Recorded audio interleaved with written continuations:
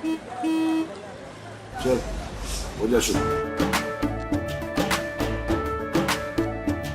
केसरिया से मन जोगी हुआ रे, दिल झूमे देखो मतवारा हुआ रे, दिल झूमे देखो मतवारा हुआ रे।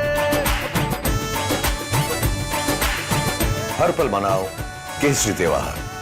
विमल बोलो जुबान केसरी। हाँ, गिरिराज जी आज क्या कहेंगे, आज वोट के लिए आए थे? गिरिराज जी को पार्टी ने चुनाव प्रचार में लगाया है।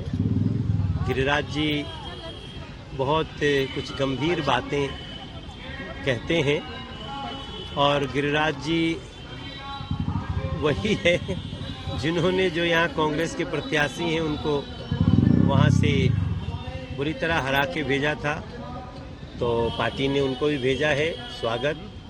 यहाँ पार्टी के बहुत सारे स्टार प्रचारक हैं। मेरा डेवलपमेंट बेस्ड प्रचार है। हम लोगों ने इस क्षेत्र में पहली बार मेट्रो लाए, पहली बार नदी पे सिग्नेचर ब्रिज बनाए इतना बढ़िया, पहली बार शास्त्री पार्क का जाम हटाए, पहली बार रेलवे स्टेशन बनाए, पहली बार सेंट्रल स्कूल लाए, पहली बार एलिवेटेड रोड लाए। तो अभी हमें इसको आगे बढ़ाना है। नरेंद्र मोदी जी ने अभी एक बहुत बड़ी बात कही है, हमें इस देश के प्रत्येक घर को 300 यूनिट बिजली फ्री देनी है।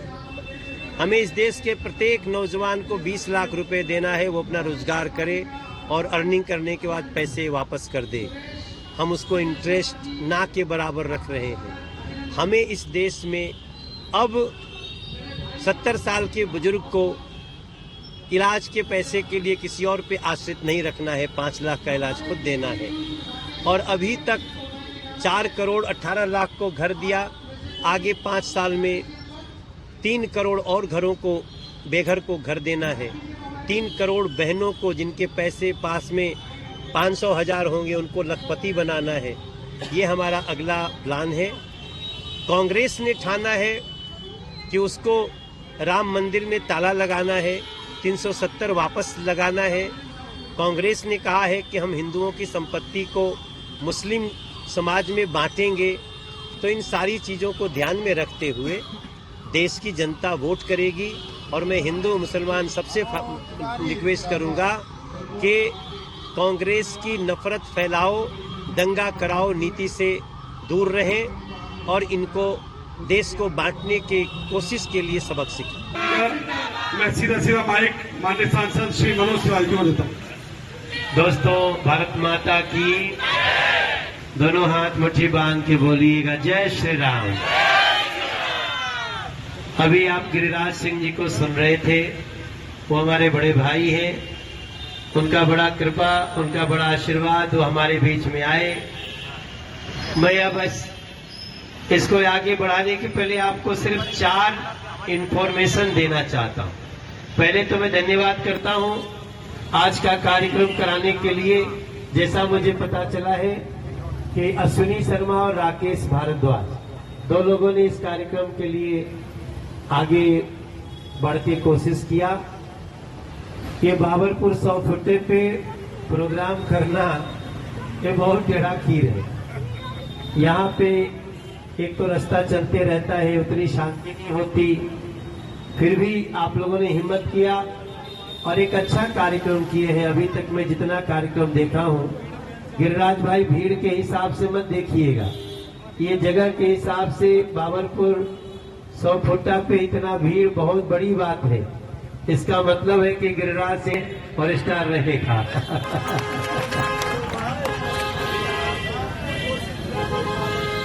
भैया भैया भैया। अब दूसरी बात देखिए, आप लोग 25 मई को वोट देने के पहले मैं आप सबसे, देखो जो आया है उसको हमें समझाने की जरूरत नहीं है, क्योंकि जो आया है वो तो समझ के आया है। एक अलग बात है कि आजकल जो लोग चुनाव लड़ रहे हैं वो बड़े साजिश करने वाले लोग हैं। तो आजकल हम ऐसा भी देखते हैं कि आपका प्रोग्राम चल रहा है, अचानक बीच में कोई बाहर से आता है और आपका पटका पहन के आएगा और अचानक पटका फेंक के चला जाएगा और उसका एक आदमी वीडियो बना रहा होगा और उसी को वायरल करते हैं। तो हमारी इस चुनाव में जिन लोगों से आपस में प्रतियोगिता हो रही है, ये लोग सब इसी आधार पे अभी तक आए हैं आगे। आप सबको 2-3 बातें याद रहनी चाहिए। ये जो चुनाव है वो मूलतः किसके बीच में है? एक तरफ वो है जो कहते हैं भारत माता की, और दूसरे तरफ वो है जिनका एजेंडा है भारत तेरे टुकड़े हो। एक तरफ हम लोग हैं जो मां दुर्गा को मानते हैं और हमारे सामने जो चुनाव लड़ रहे कांग्रेस से वो महिषासुर को मानते हैं। और मैं ऐसे नहीं बोल रहा हूं, आप लोग नोट कर लीजिएगा, केवल जाके गूगल पे महिषासुर और उनका नाम लिखिएगा तो आपको दिख जाएगा कि वो लोग महिषासुर दिवस मनाते हैं और उसका नेता वही है जिनको कांग्रेस ने यहां से टिकट दिया है। तीसरा इंफॉर्मेशन भी आपको याद रहे, तीसरा इंफॉर्मेशन है कि जब कुछ दिन पहले छत्तीसगढ़ को नक्सली लोगों ने मार दिया था, तो जो हम लोग यहाँ चुनाव लड़ रहे कांग्रेस से वो जश्न मनाए थे। जब जब नक्सली पुलिस को मारते हैं तो वो नक्सलियों से देश को मुक्त करना चाहते हैं। चौथा इंफॉर्मेशन जानिएगा, एक्चुअली जो हम लोगों के चुनाव लड़ने में हमारे आपके सामने जो लोग हैं उनका एक और परिचय है। वो लोग जमानत पे हैं। किस केस में? देशद्रोह के केस में। उनके ऊपर देशद्रोह का केस चल रहा है और वो जमानत पे हैं। और जमानत देते हुए जज ने भी कहा है ये एंटी नेशनल लोग हैं और इनको नहीं रोका गया तो ये देश में बहुत जहर फैला सकते हैं। ये भी याद रखिएगा। जो पांचवी बात है उसमें आपको कांग्रेस का और बीजेपी का मैनिफेस्टो जरूर पढ़ना चाहिए, क्योंकि चुनाव में क्या होता है, कई बार असली मुद्दा छूट जाता है। बीजेपी का मैनिफेस्टो है कि हमने अभी तक जो काम किया है वो ट्रेलर है, अभी आगे हमको 3 करोड़ और लोगों को बेघर को घर देना है। 70 साल का जो भी हो गया, अब वो चाहे गरीब है या मध्यम वर्गीय है, इस देश के सभी उन लोगों को जो 70 साल के हो जाएंगे उनको 5 लाख रुपया तक के इलाज की जिम्मेदारी नरेंद्र मोदी की सरकार उठाएगी। इसको ये भी समझ सकते हैं कि 70 साल का हो करके अब हर बुजुर्ग सुख पाएगा, अगर हुआ बीमार तो मोदी खुद इलाज करवाएगा। अगला इंफॉर्मेशन, अगर कोई बच्चा इंटरमीडिएट करने के बाद रोजगार चाहिए तो उसको मोदी सरकार 20 लाख रुपया मुहैया कराएगी, जिससे वो अपना रोजगार भी कर सके और वो दूसरे साथियों को भी काम दे सके। लेकिन कांग्रेस का भी मैनिफेस्टो पढ़ लीजिएगा। कांग्रेस का मैनिफेस्टो है कि अगर कांग्रेस सरकार में आती है तो इस देश में लोगों के संपत्ति की जांच कराएगी और अगर आपके, मैं इसको उदाहरण में समझाता हूं, बेसिकली उनका वादा ये है कि वो बैंक को इंश्योर करेंगे कि बैंक अपने बैंक में जितने अकाउंटधारी हैं, अगर किसी, इसको ठीक से नहीं सुना तो एक बार फिर से सुनिएगा। कांग्रेस कहती है कि वी विल इंश्योर, हम ये इंश्योर करेंगे कि bank will give institutional credit bank अपने संस्थागत जो भी पैसा रुपया गहना अकाउंट में लॉकर में है उसको they will distribute without discrimination. Discrimination का मतलब होता है बिना भेदभाव के। तो कहने का मतलब अगर आपके 4 बच्चे हैं, आपके अकाउंट में 4 लाख रुपए हैं और किसी मुसलमान भाई बहन के अकाउंट में 20,000 रुपए हैं और उसके 5 बच्चे हैं, तो आपके 4 उसके 5 आपके 4 लाख को 9 भाग में बांट करके उनको अकाउंट में शिफ्ट कर दिया जाएगा। आप लोग मुझे ये बात आपको इसलिए बतानी पड़ रही है, अभी तो ये सुनने की बात है, नारा तो लग जाएगा। ये बहुत गंभीर बात है, थोड़ा दिल पे चोट आएगी, लेकिन इसको समझना जरूरी है। क्योंकि अभी क्या होगा, चुनाव में होता है, भाई देखो तुम हमारी जाति के हो, तुम हमारी बिरादरी के हो, तुम हमारे समाज के हो, तुम हमारे प्रांत के हो, लेकिन इसमें अगर कोई खो गया तो वो अपने बच्चों के भविष्य पर ही चोट करने वाला है। इसलिए मेरे बाबरपुर के भाई बहन, मनोज तिवारी जो आपको इन्फॉर्मेशन दे रहा है, उस इन्फॉर्मेशन को आप नोट कर ले।